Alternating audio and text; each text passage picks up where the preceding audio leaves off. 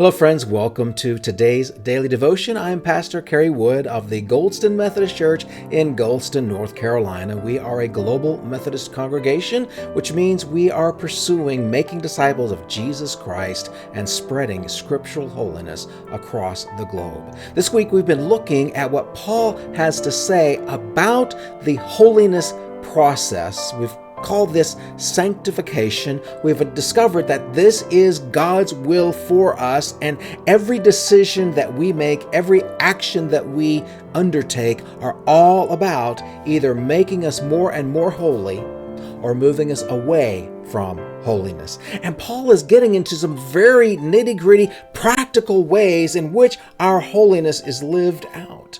And Paul is not giving us rules for the sake of following rules. Paul is giving us the characteristics of God that ought to be forming inside of us. So we finish out this week in Philippians, again in Philippians chapter 2. So open your Bibles to Philippians 2 and prepare to share together Philippians 2 verses 12 through 16.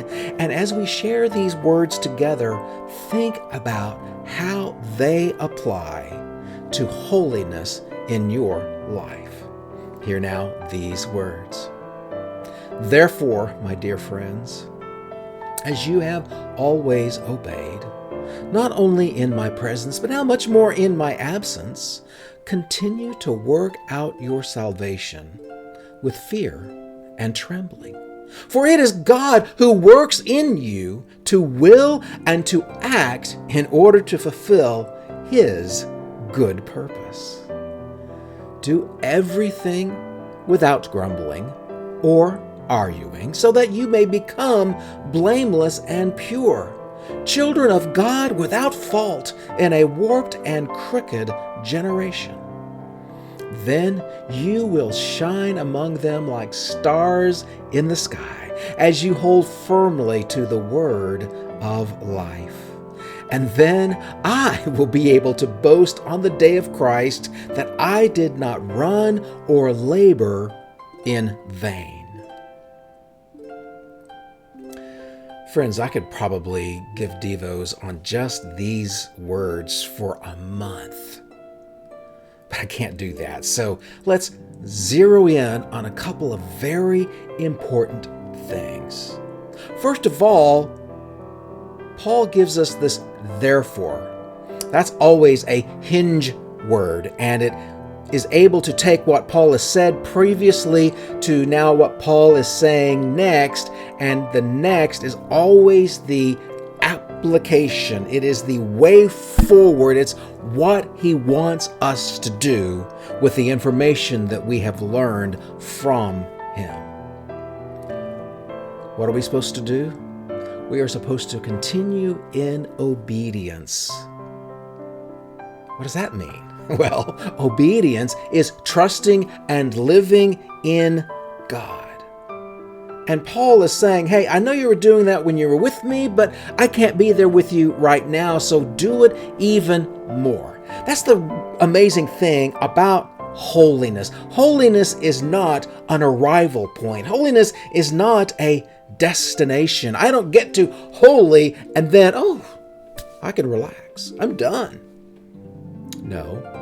Holiness is the ongoing experience of living a life with God, through God, for God, so that others can know God. Holiness is part of our evangelism. Holiness is part of what we do to let the world know who God is. And that's the second thing that I want to talk about. God says He works in you to will and act in order to fulfill His good purpose, and His purpose is for us to be children of God without fault in a warped and crooked generation.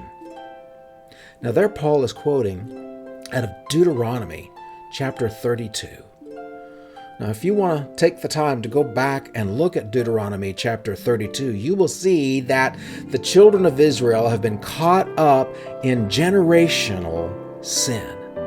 They failed to trust God, but there was this small group who did. Caleb and Joshua and their families. They stood apart. They were working on holiness in faith in the midst of a crooked generation. Well, folks, we live in a crooked generation in our 21st century American context. We live in a world that doesn't know what God is, doesn't know who God is, doesn't know how God is doing things, even in their lives when they don't know it's happening. So your job, my job, is to shine among them like stars in the sky, holding firmly to the word of life. Jesus, He is the word of life. And finally, Paul says, if you're going to do this, I get to claim credit for helping you to do it. Now, is Paul looking for bragging rights? No, Paul is looking for glory rights. He wants to be able to glorify God by what all of those who hear his words are doing. Did you realize you and I, we're part of this chain of Paul's getting to be praising God? Because if we take Paul's words seriously here 2,000 plus years after he wrote those words, then Paul gets to claim you and me as being part of those who have shone like these stars because we listened to his therefore. So how are you doing? Are you going to live the therefore? Are you ready to make your life holy? Not for your sake, but for the Lord's. And I'll see you on Monday for our next daily devotion.